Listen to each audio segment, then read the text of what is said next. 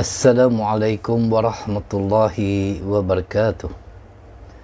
Bismillahirrahmanirrahim. Alhamdulillahi rabbil alamin. Wassalatu wassalamu ala asyrafil anbiya'i wal mursalin wa ala alihi wa sahbihi ajma'in. Allahumma salli ala sayyidina Muhammad salatan tukhrijuni min zulumatil wahmi wa tuqrimuni biruri fahmi wa tudihu li ma ashkalah tayufham innaka anta ta'lamu wa la a'lam innaka anta 'allamul ghuyub subhanaka la ilma lana illa ma 'allamtana innaka antal alimul hakim. Rabbi syrah li sadri wa yassir li amri wahlul 'uqdatan min lisani yafqahu qawli. Allahumma yassir wa la tu'assir, rabbi tammim bil khair wa la hawla wa la quwwata illa billahil alim azim. Amma ba'du. InsyaAllah pada malam ini dalam perbahasan ingin ku balas cintamu ya Rasulullah sallallahu alaihi wasallam, dan juga langkah-langkah mencintai baginda Nabi sallallahu alaihi wasallam. Kita akan menceritakan pula tentang kisah sahabiah. Siapa itu sahabiah? Iaitu di kalangan perempuan. Kalau sahabat itu di kalangan laki-laki. Tetapi kali ini ialah sahabiah, iaitu mereka yang bersahabat dengan Rasulullah sallallahu alaihi wasallam. Yang pertamanya kita menyusuri kisah Ummu Ammarah radhiyallahu anha ta'ala. Beliau ini pernah dicantas dengan pedang sehingga kelihatan tulang sikunya dan darah bercucuran keluar dari luka yang dialaminya itu. Allahu Rabbi. Ketika cuba diselamatkan oleh anaknya, lalu Ummu Ammarah berkata, biarkanlah aku, Rasulullah sallallahu alaihi wasallam harus engkau lindungi. Maksudnya mengorbankan diri untuk baginda Nabi sallallahu alaihi wasallam. Daripada Ibnu Ishaq, iaitu Ibnu Ishaq ini Muhammad bin Ishaq nama dia, bin Yasar, dikenali dengan Ibnu Ishaq, hidup sezaman dengan Imam Malik dan pernah berjumpa dengan Sayyidina Anas bin Malik dan Sa'id Ibnu Al-Musayyib, guru kepada Ibnu Hisham. Antara pengarang awal sirah yang paling terkenal. Jumhur ulama dan para ahli hadis bersepakat mengatakan Ibnu Ishaq ni seorang yang sikah, yang dipercayai, dan meninggal dunia pada 152 Hijrah. Jadi apa kata Ibnu Ishaq dalam meriwayatkan satu hadis? Beliau berkata, seorang wanita Ansar telah kematian bapa, saudara dan suaminya dalam peperangan Uhud bersama-sama. Maka dia berkata, wanita tersebut, bagaimanakah keadaan Rasulullah sallallahu alaihi wasallam? Lalu dijawab oleh sahabat ketika itu, keadaan baginda alhamdulillah sebagaimana yang kamu sukai. Jadi wanita tadi itu bertanya lagi dan berkata, tunjukkanlah baginda kepadaku sehingga aku boleh melihatnya. Tak puas hati kalau hanya mendengar khabar daripada orang bahawa Rasulullah itu selamat. Dia nak tengok macam mana keadaan Rasulullah sallallahu alaihi wasallam, wanita Ansar ini. Jadi apabila lihatnya keadaan baginda Nabi sallallahu alaihi wasallam, lalu dia berkata, kulli musibatin ba'daka jalal. Allahu Rabbi. Setiap musibah yang menimpaku, iaitu kematian bapa dia, saudara dia, suami dia dalam perang Uhud, itu merupakan musibah bagi dia. Setiap musibah yang menimpaku selepas melihat kamu wahai Rasulullah sallallahu alaihi wasallam berada dalam keadaan sihat dan selamat menjadi kecil bagiku. Jadi dia tidak peduli lagi dengan kematian ayahnya, saudaranya, suaminya dalam perang Uhud.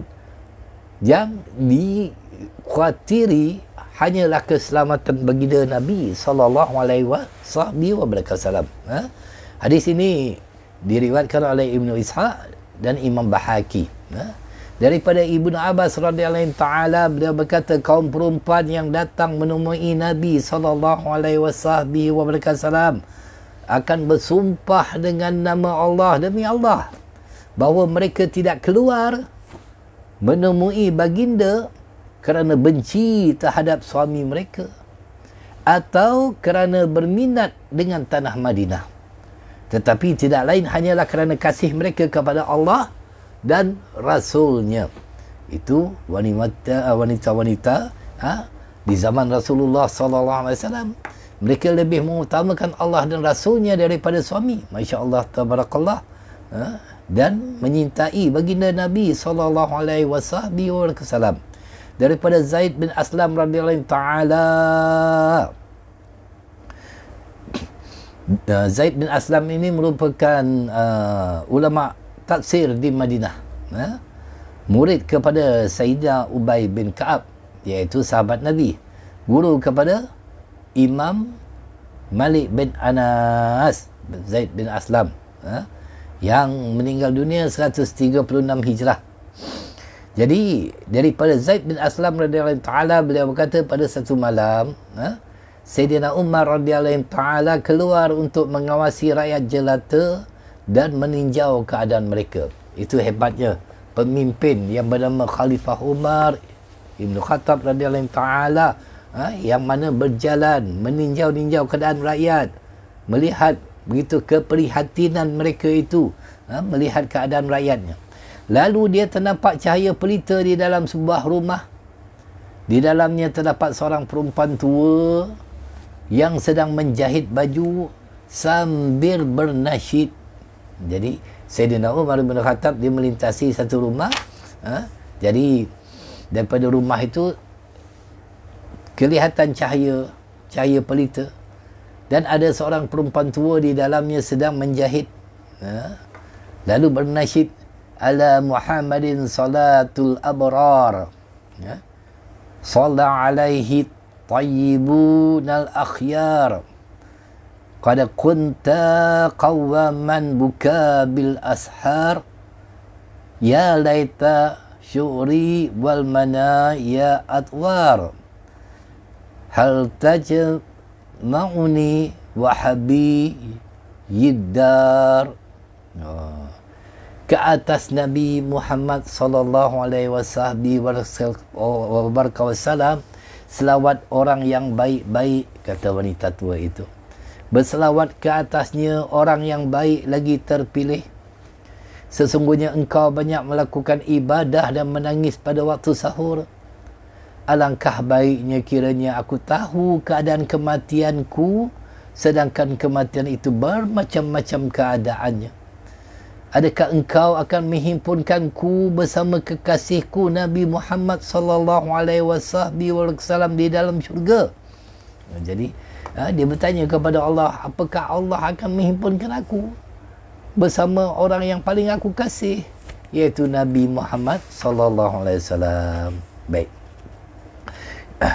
Kita lihat daripada kisah-kisah yang telah kita paparkan, beberapa tauladan dan pedoman, iaitu kecintaan para sahabat kepada Nabi sallallahu alaihi wasallam adalah satu contoh teladan yang paling unggul.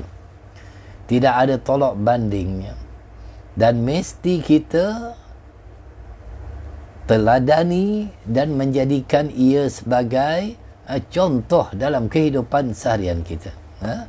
Kecintaan mereka kepada baginda Nabi sallallahu alaihi wasallam menguasai jiwa dan sanubari, melebihi kecintaan mereka kepada anak, ibu bapa, isteri dan ahli keluarga mereka. Ia benar-benar satu kecintaan yang tulus suci. Ini yang dikatakan betul-betul tulus suci, cinta. Sanggup meninggalkan segala-galanya seumpama seorang yang mencintai seorang wanita, seorang lelaki. Yang sanggup meninggalkan sanak saudara. Tapi cinta itu cinta palsu. Yang tidak ada ketulusannya.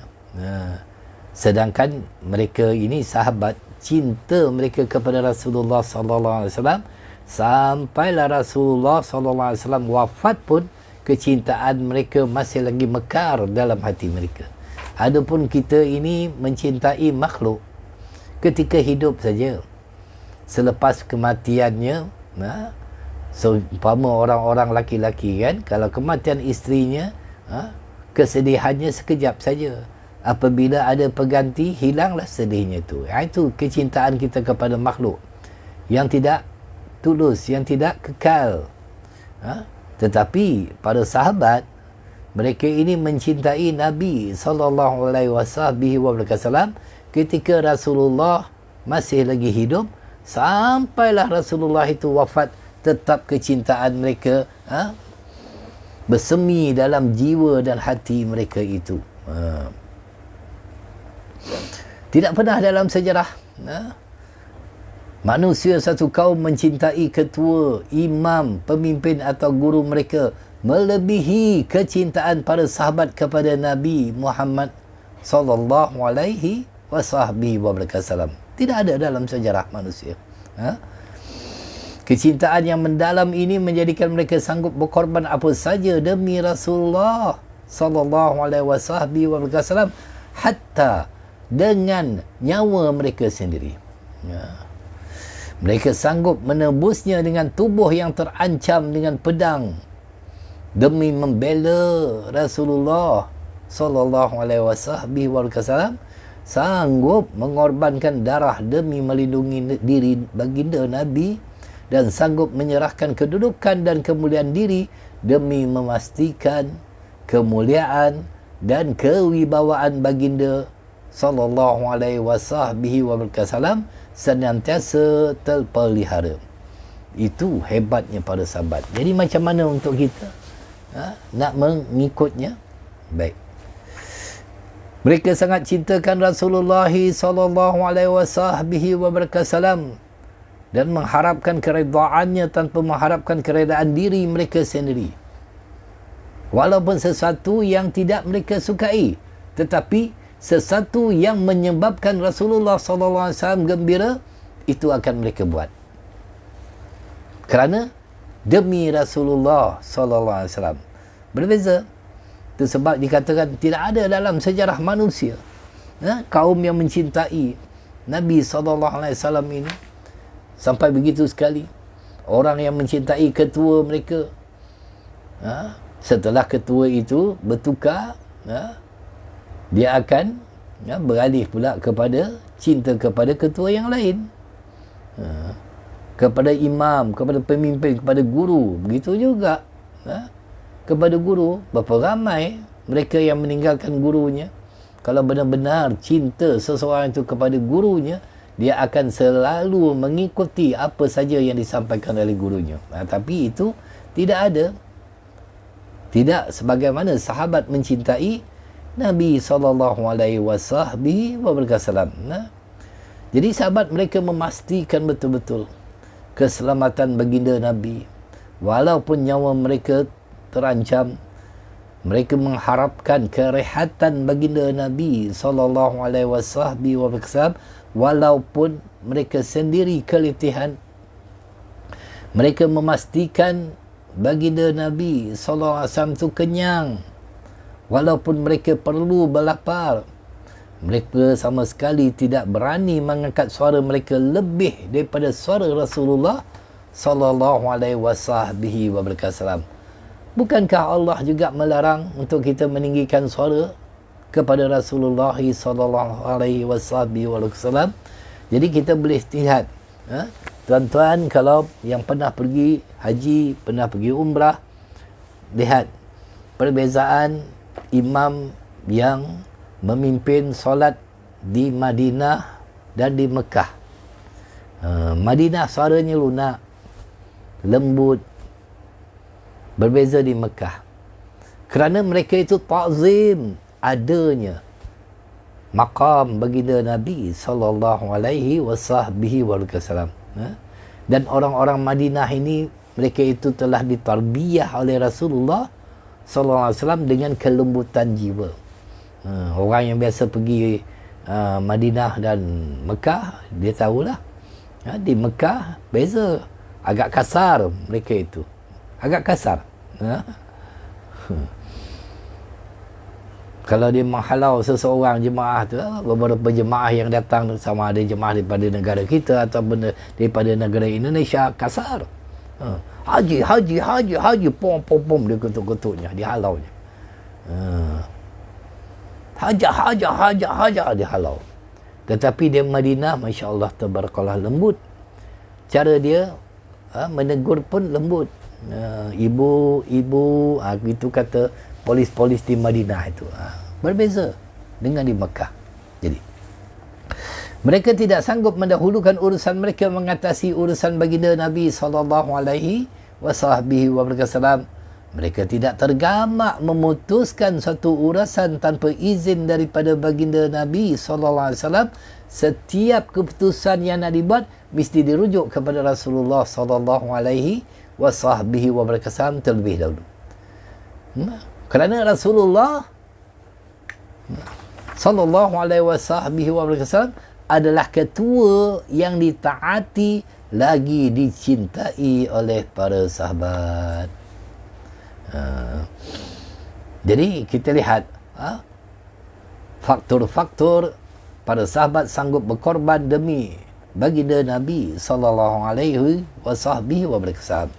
Yang pertamanya, baginda adalah utusan Allah Subhanahu wa ta'ala yang maha pemurah dan makhluk pilihan sama ada dalam kalangan jin maupun manusia. Kerana ini dipilih oleh Allah, pilihan Allah yang diutuskan oleh Allah untuk berdakwah kepada jin dan manusia. Kedatangan baginda Nabi sallallahu alaihi wasallam adalah untuk mengeluarkan mereka daripada kegelapan kehidupan jahiliyah kepada cahaya dan memimpin mereka menuju keredaan Allah SWT dan syurganya. Yang keduanya, para sahabat mendapati Nabi sallallahu alaihi wasallam adalah insan dan pemimpin yang sempurna dalam keutamaan dan kebaikan. Baginda Nabi sallallahu alaihi wasallam menawan hati mereka dengan akhlaknya yang agung dan terpuji, menanam akidah yang benar dan suci serta mengajar cara hidup yang tertib dan penuh kemuliaan. Baginda memenuhi dada mereka dengan kebahagiaan dan ketenangan yang sebenar setelah sekian lama hidup dalam kesedihan, cemas dan tidak tenteram. Itu yang diajar oleh Rasulullah sallallahu alaihi wasallam, semuanya kebaikan yang ada hikmah di sebaliknya. Kadang-kadang kita tidak mengetahui apakah hikmahnya. Di antaranya akhlak, di antaranya adab yang diajar oleh baginda Nabi sallallahu alaihi wasallam. Sampai begitu sekali, yang kita makan, yang kita minum, yang masuk dalam perut kita, yang kita makan tu rezeki daripada siapa? Daripada Allah. Baik atau tidak, kita pasti makan yang baik-baik, minum yang baik-baik. Itu sudah pasti. Tak ada orang makan makanan yang kotor, makanan yang tidak baik.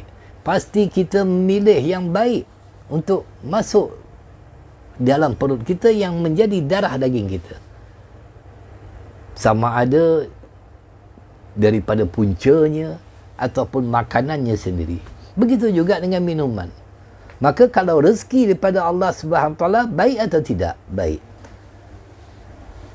Maka diajar oleh baginda Nabi sallallahu alaihi wasallam untuk makan dan minum dengan tangan kanan, kerana memuliakan makanan tersebut yang datangnya daripada Allah Subhanahu wa taala. Sehingga kan Rasulullah mengatakan fa inna syaitana yaqulu bisimalihi wa yashrabu bisimalihi. Sesungguhnya syaitan makan dan minum dengan tangan kiri. Kita tengok kan, kadang-kadang saudara mara kita, dia tak peduli. Tetap juga makan dengan tangan kiri, minum dengan tangan kiri. Berapa ramai masih lagi belum tahu adab-adab cara makan dan sebagainya. Semuanya diajar oleh baginda Nabi SAW untuk kebaikan kita. Begitu juga ketika suami dan isteri berhubungan, diajar oleh Rasulullah SAW dengan doa Bismillah, dengan nama Allah. Allahumma jannibna syaitana wa jannibni bisyaitana ma razaqtana. Agar terhindar daripada syaitan dan mendapat rezeki, iaitu anak yang baik. Ini semua diajar oleh baginda Nabi SAW. Itu sebab Rasulullah ini diikut oleh sahabat yang membawa ketenteraman, ketenangan dalam diri mereka. Tetapi kita, apabila kita meninggalkan ajaran yang dibawa oleh baginda Nabi SAW, itu sebab jiwa kita ini selalu kacau. Jiwa kita selalu resah. Kerana kita tidak menjadikan Rasulullah SAW itu sebagai idola, sebagai ikutan untuk kita jalani kehidupan di atas muka bumi ini. Dan kita mesti ada cita-cita agar dapat kita itu melihat baginda Nabi SAW. Mesti tanam dalam benak hati kita itu cita-cita. Baginda Nabi SAW menyebutkan, man asyaddu ummati li hubban nasun yakunu nab'adi nawaddu ahaduhum law ra'ani bi ahlihi wa malih. Di antara umatku yang amat kasihnya terhadapku ialah kumpulan manusia yang datang selepas kewafatanku. Setiap mereka bercita-cita agar dapat melihatku, dan ini lebih disukai daripada keluarga dan hartanya. Allah, tak teringinkah kita untuk bertemu dengan baginda Nabi SAW sebelum kita dijemput oleh Allah Subhanahu Wa Taala? Baik. Jadi sebelum hadirnya baginda Nabi SAW, mereka ini orang-orang Quraisy dan sebagian orang-orang Arab ini, orang-orang Arab, mereka hidup bagaikan haiwan, macam binatang, tanpa pedoman, tidak beriman, tidak ada peraturan. Siapa kuat, dia rajalah. Tidak peduli akan kewujudan Allah Subhanahu Wa Taala yang Maha Pencipta, apatah lagi mahu menyembahnya. Tidak tahu, tidak kenal siapa Tuhan Pencipta, bagaimana untuk menyembah Allah dan sebagainya. Dan mereka yang diberi rezeki oleh Allah SWT tidak mengeluarkan zakat untuk membela nasib sesama insan, dan tidak ada kebaikan. Hidup dipenuhi dengan kegelapan, zulumat, menyembah berhala yang tidak memberi manfaat dan mendatangkan mudarat. Mereka itu sewenang-wenangnya melakukan perzinaan, minum arak, saling berdendam, bunuh-membunuh, merapas harta, melakukan penindasan, dan hidup penuh dengan kesesatan. Sebelum hadirnya baginda Nabi SAW, itu yang berlaku ketika itu. Kerana Rasulullah ini membawa cahaya. Inna arsalna bil haqqi basyiran wa nazira. Membawa cahaya keimanan kepada kita. Sebelum hadirnya Rasulullah, sebelum diutuskan oleh Allah Rasulullah SAW, hati mereka itu, orang-orang Arab ketika itu, lebih keras daripada batu. Jiwa lebih gelap daripada kegelapan malam. Kesengsaraan yang dihadapi lebih mengerikan daripada kematian. Ketika itu tidak ada akal dan darah yang dipelihara serta tidak ada kehormatan yang dijaga. Masyarakat hidup di luar daripada prinsip-prinsip dan peraturan-peraturan yang mulia. Bayangkan, kalau di zaman ini masih lagi macam tu, tidak ada peraturan di dalam agama. Al-Quran tidak diturunkan, tidak menjadi hudal linnas, tidak menjadi hudal lil muttaqin, sebagai petunjuk, sebagai pedoman bagi manusia ini. Maka setelah diutuskan baginda Nabi SAW, mereka seolah-olah hidup semula. Hidup semula. Syariat yang dibawa oleh baginda benar-benar membawa kebahagiaan dan kebaikan di dalam kehidupan mereka. Seronok mereka dapat syariat tersebut. Juga kemakmuran kepada seluruh alam semesta. Baginda Nabi SAW mengajar mereka tentang keimanan, kejujuran, keadilan, kedamaian, berkasih sayang. Kita kena berkasih sayang kehidupan kita ini. Kalau kita itu tidak berkasih sayang, maka dikatakanlah man la yarham la yurham. Barang siapa yang tidak menyayangi, dia tidak akan disayangi. Kerana Allah SWT itu sifatnya penyayang, pengasih. Dan Allah hanya menyayangi hamba-hambanya yang penyayang. Innama yarhamullahu min ibadihi ruhama.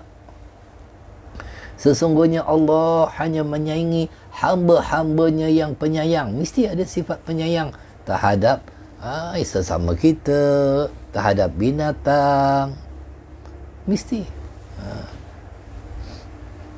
Jadi Rasulullah membawa semua itu. Kedamaian, persaudaraan, mereka yang bermusuhan, yang berperang, disatukan, dipersaudarakan oleh baginda Nabi SAW, dan seluruh kebaikan yang dibawa oleh Nabi SAW pada masa yang sama.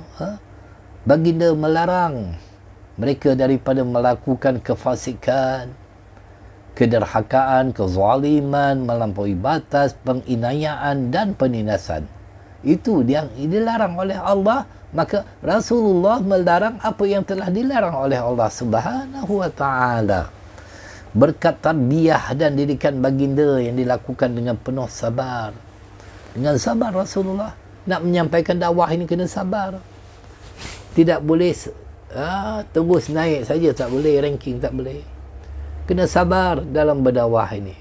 Menyampaikan kebenaran perlu sabar. Perlu hati itu dengan penuh kesabaran, istiqamah, dan tidak mengharapkan apa-apa melainkan redha Allah Subhanahu taala.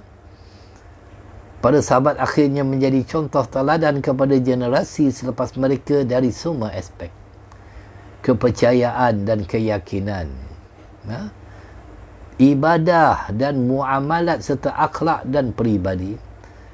Jadi merekalah sebaik-baik golongan, iaitu sahabat selepas daripada Rasulullah SAW. Yang ketiganya, faktor yang menyebabkan mereka itu sanggup berkorban demi Rasulullah SAW, kerana baginda Nabi yang menghubungkan mereka dengan Allah Subhanahu Wa Taala, menunjukkan mereka kepada keredaannya dan memimpin mereka ke jalannya yang lurus. Dan solat itulah yang menjadi penghubung antara kita dengan Allah Subhanahu Wa Taala. Itu sebab orang yang meninggalkan solat, orang ini telah memutuskan hubungannya dengan Allah SWT. Asal daripada perkataan solat itu silat, silaturrahim. Bukankah kita mengatakan hubungan silaturrahim? Maka lahirlah solat itu hubungan kita dengan Allah Subhanahu Wa Taala. Yang nak kita eratkan, yang nak kita senantiasa menjadikan Allah itu sebagai penghubung kita dalam berdoa, dalam memohon hajat. Allahu Samad, Allah ialah tempat tumpuan sekalian makhluk. Jadi ini yang diajar oleh Rasulullah, cara berhubung dengan Allah Subhanahu Wa Taala. Baginda yang mengajar mereka tentang hukum hakam Islam. Kalau tidak, kalau tak ada hukum hakam, macam mana kehidupan kita? Harga, tuan-tuan. Bersuci, bagaimana cara bersuci? Cara beristinja dengan betul, cara berwuduk dengan betul, bab taharah dan sebagainya. Air-air yang menyucikan, semua diajar oleh Rasulullah sallallahu alaihi wasallam. Solat, bagaimana solat? Sallu kama ra'aitumuni usalli. Bersolatlah kamu sebagaimana kamu melihat aku bersolat, kata Rasulullah sallallahu alaihi wasallam. Jadi perlu kita belajar semua ini. Memang betul kita solat, tapi apakah kita itu solat dengan mencontohi apa yang telah disabdakan oleh Rasulullah sallallahu alaihi wasallam? Solatlah kamu sebagaimana kamu melihat daku solat. Bagaimana takbiratul ihramnya, bagaimana qiyamnya, bagaimana rukuknya, bagaimana itidalnya, bagaimana sujudnya. Ini perlu kita belajar, tuan-tuan.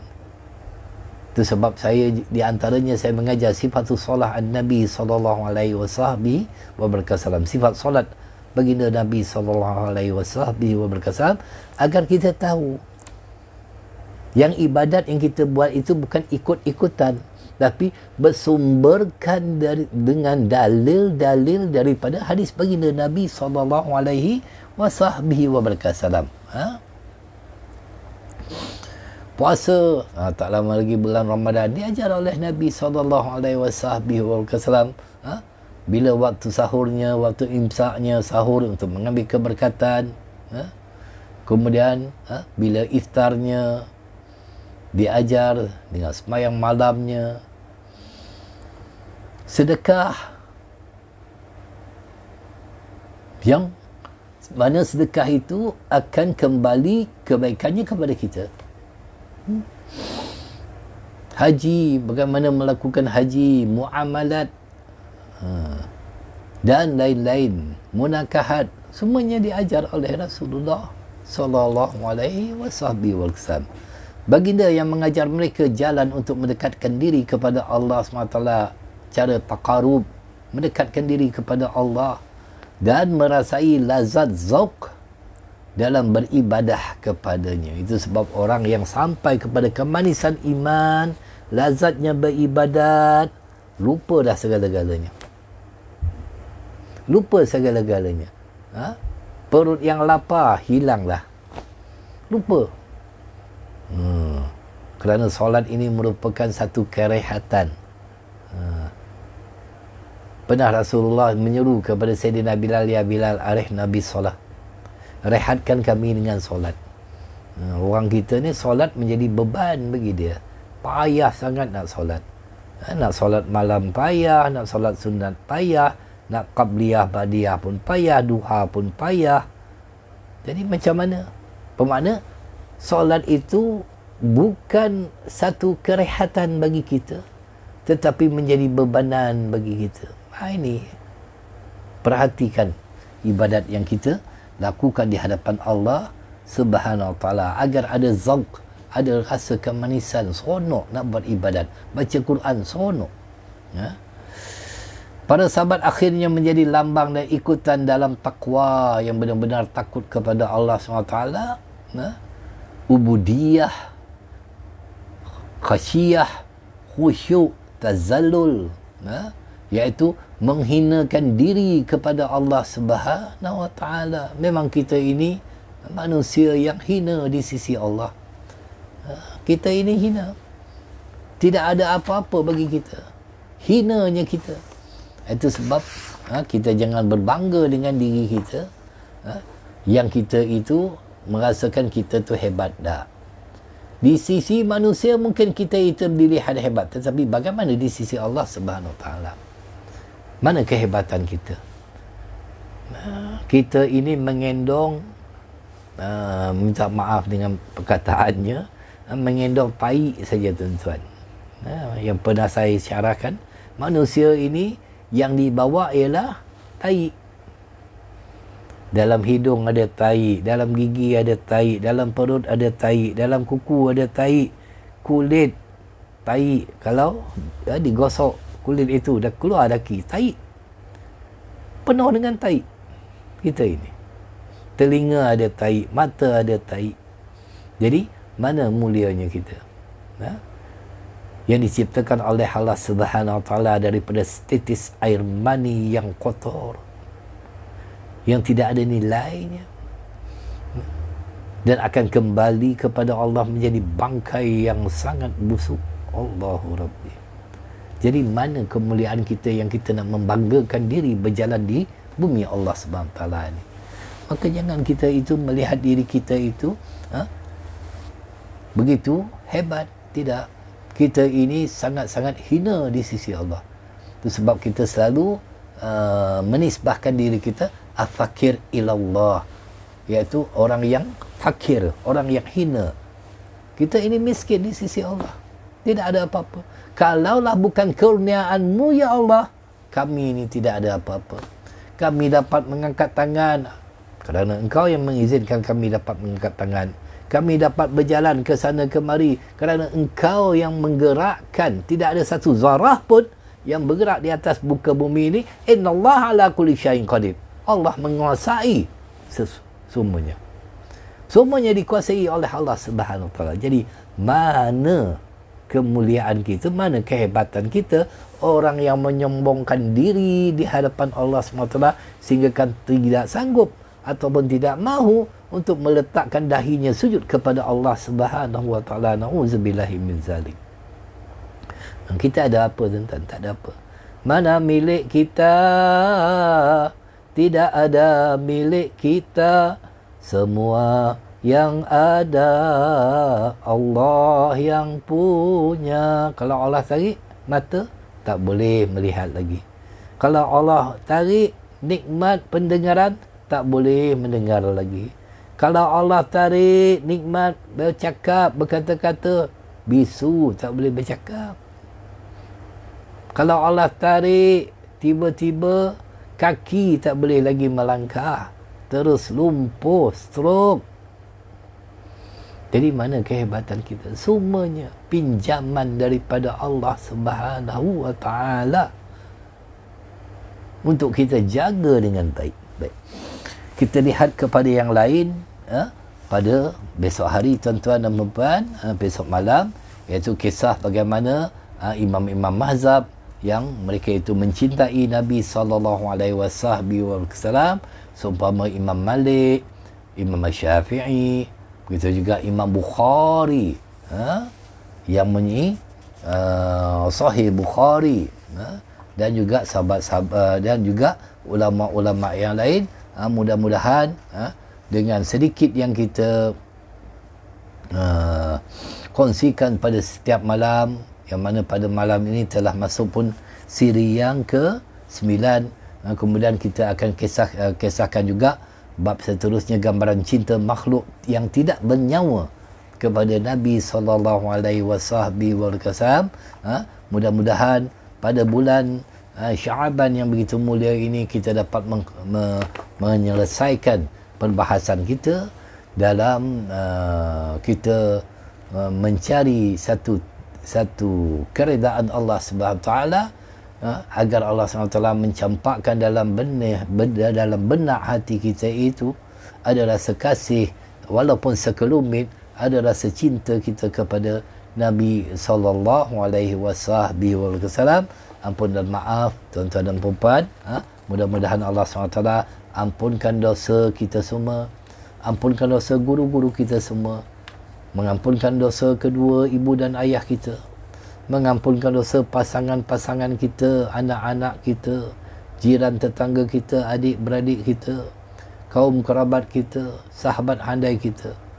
Kita berdoalah kepada Allah Subhanahu Wa Taala banyak-banyak agar Allah Subhanahu Wa Taala senantiasa memberikan kepada kita kekuatan iman, kekuatan ketakwaan agar kita dapat menjalani kehidupan ini dengan benar-benar kita itu tulus ikhlas, menyerahkan segala urusan kepada Allah. Hasbunallahu wa ni'mal wakil. Aqulu qawli hadza wa astaghfirullahal azim li wa lakum. Assalamualaikum warahmatullahi wabarakatuh.